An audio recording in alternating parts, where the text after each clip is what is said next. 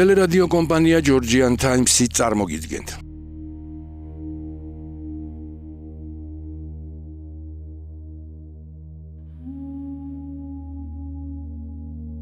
სკანდინავიური მითოლოგია.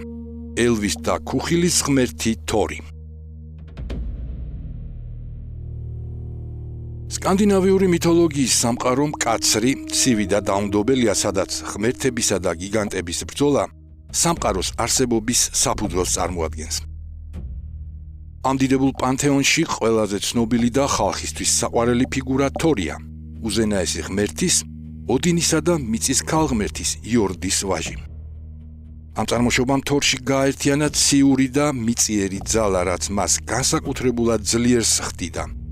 ის არ არის მხოლოდ ჭექაქუხილის ღმერთი, ის კაცობრიობისა და ასგარდის მთავარი მცველია.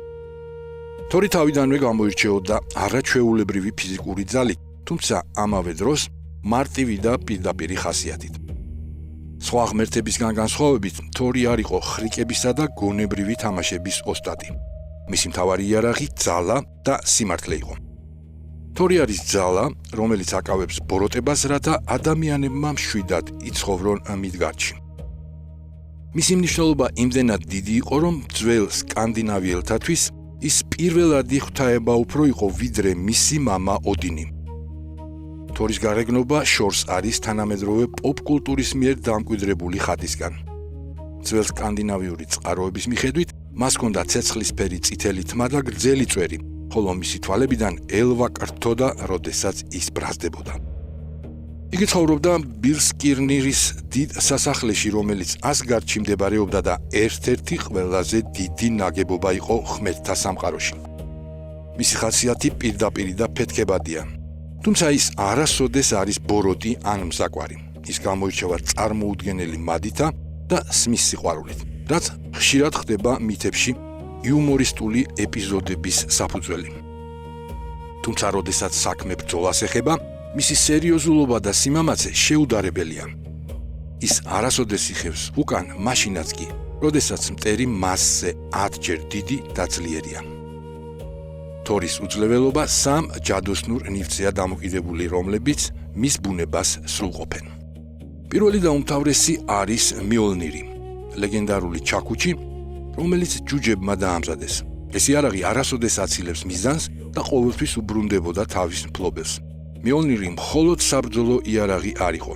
იგი წმინდა სიმბოლოდაც ითვლებოდა, რომელიც იცავდა სამყაროს ბოროტი ძალებისგან. მეორე ნივთია მეგინგიარდი, იგივე ძალის ქამარი, რომელიც თორის ფიზიკურ ძალას ორმაგად ზრდის.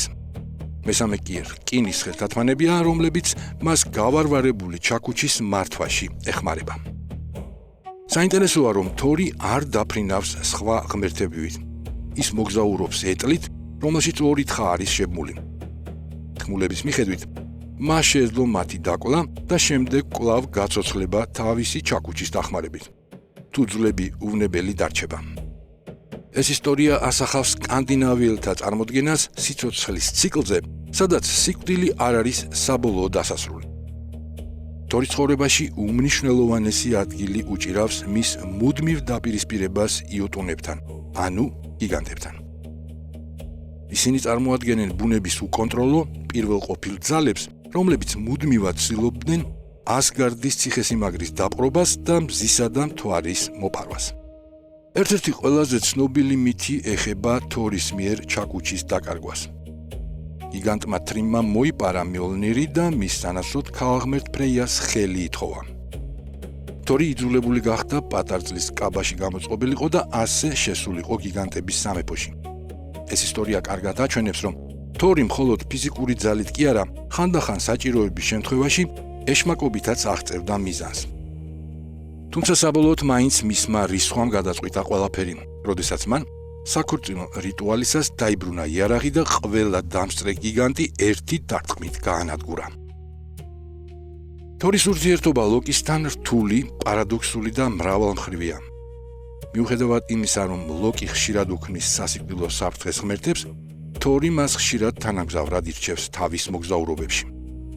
ლოკის მახვი გონიერება და თორის ძალა ხშირად ავსებს ერთმანეთს კრიტიკულ მომენტებში.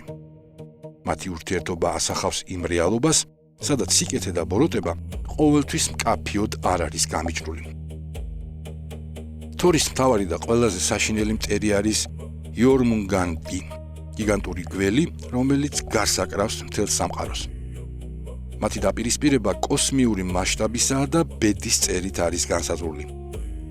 ეს ბრძოლა სიმბოლურად გამოხატავს წესრიგისა და ქაოსის მუდმივ დაპირისპირებას. ერთ-ერთი მითი მოგვითხრობს თუ როგორ წავიდა თორის ათევზაოდ, გიგანტ ჰიმირთან ერთად და სატყუარად ხარის თავი გამოიყენა. მან კინაღამ ამოიყვანა გველი ოკეანის უსწრულიდან, თუმცა შეშინებულმა ჰიმირმა სათევზაოდ ძაფი გადაჭრა. ეს დაპირისპირება თავის საბედისწერო კულმინაციას აღწევს რაგნაროკის დროს, რომელიც სამყაროს აღსასრულს ნიშნავს. რაგნაროკი არის ბრძოლა, სადაც ღმერთები და მათი მტრები საბოლოოდ უპირისპირდებიან ერთმანეთს. წინასწარმეტყველების თანახმად თორი მოკლავს იორმუნგანდს თავისი ჩაქუჩის ერთი უძლიერესი დარტყმით, თუმცა თავადაც დაიღუპება მისი მომაკვდინებელი შხამით. 9 ნაბიჯის გადადგმის შემდეგ უძლეველი გმირი მიწაზე დაეცემა. ეს სცენა ნათლად აჩვენებს სკანდინავიურ წარმოდგენას გმირობაზე, სადაც გამარჯვება შეიძლება დიდი მსხვერპლის ფასად მოიპოვო. აკადემიური და ისტორიული თვალსაზრისით თორი იყო უბრალო ხალხის, გლეხებისა და თავისუფალი მეომრების მთავარი მფარველი. მაშინ როცა ოდინი არისტოკრატიისა და პოეტების ღმერთად ითვლებოდა. თორი ყველასთვის გასაგები, სამართლიანი და ახლობელი ფიგურა იყო. მისი კულტი ფართოდ იყო გავრცელებული მთელ სკანდინავიასა და ისლანდიაში, რასაც მოწმობს უამრავი არქეოლოგიური აღმოჩენა. ადამიანები ატარებდნენ მისი ჩაქუჩის პატარა ასლებს, როგორც ამულეტებს. ისინი თვლიდნენ, რომ ეს მათ დაიცავდა ბოროტებისგან და ძალას მიანიჭებდა. ხალხს სჯეროდა, რომ ჭექა-ქუხილი თორის ეტლის გრიალი იყო ცაში, ხოლო ელვა მისი ჩაქუჩის დარტყმა. თორის სახელი დღემდე შემორჩენილია ზოგიერთ ენაზე, რაც მის ურყევ მემკვიდრეობაზე მიუთითებს. თორის სახე რჩება ძლიერი ნებისყოფისა და თავდადების სიმბოლოდ. მისი ისტორია გვასწავლის, რომ ნამდვილი გმირობა არამხოლოდ გამარჯვება, არამედ საკუთარი პასუხისმგებლობის ბოლომდე ტარება, მიუხედავად იმისა, თუ რა ბედისწერა გელის წინ. სკანდინავიურ მითოლოგიაში თორი არ არის უკვდავი და ყოვლის შემძლე. ის ექვემდებარება ბედისწერას, რაც მას უფრო ადამიანურს და დასამახსოვრებელს ხდის. ის არ არის ხიდი ღმერთებსა და ადამიანებს შორის, მუდმივი გუშაგი, რომელიც ცივ ჩრდილოეთში იმედს ასხივებდა. მისი ქარიზმა და ძალა საუკუნეებს უძლებს და კვლავ განაგრძობს ჩვენი წარმოსახვის დატყვევებას, როგორც სამართლიანობისა და დაუღალავი ბრძოლის მარადიული ხატი. თორი არის სიმბოლო იმისა, რომ სიბნელეშიც კი არსებობს ძალა, რომელიც სინათლეს დაიცავს. მისი შვილები მაგნი და მოდი გადარჩებიან რაგნაროქს და მამის ჩაქუჩს დაიმკვიდრებენ, რაც ნიშნავს იმას, რომ თორის სული და მისი ბრძოლა წესრიგისთვის არ დასრულებულა. თორი წარმოადგენს იდეას, რომ წესრიგის დაცვა მუდმივ ბრძოლას მოითხოვს. იგი არის სიმბოლო იმ ძალისა, რომელიც იცავს სამყაროს ქაოსისგან. მისი ისტორია გვიჩვენებს, რომ გმირობა მხოლოდ გამარჯვებაში არ გამოიხატება, იგი ხშირად თავგანწირვასაც მოითხოვს. ამგვარად, თორი რჩება არამხოლოდ სკანდინავიური მითოლოგიის ერთ-ერთ მთავარ ღმერთად, არამედ იმ მარადიული იდეის სიმბოლოდ, რომ ძალა უნდა ემსახურებოდეს დაცვას, ხოლო ბრძოლა წესრიგის შენარჩუნებას. ეს არის ამბავი ღმერთზე, რომელიც კაცობრიობის გადასარჩენად ბედისწერას უპირისპირდება. ტელერადიო კომპანია Georgian Times-ი. გადაცემაზე მუშაობდნენ დამდგმელი რეჟისორი, პროდიუსერი და იდეის ავტორი მალხაზ გულაშვილი. მონტაჟისა და ხმის რეჟისორი გაგა გოგოჭური.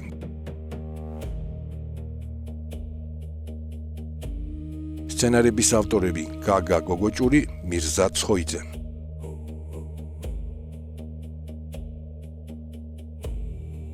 გახმოვანება დავით ხვადაგიანი.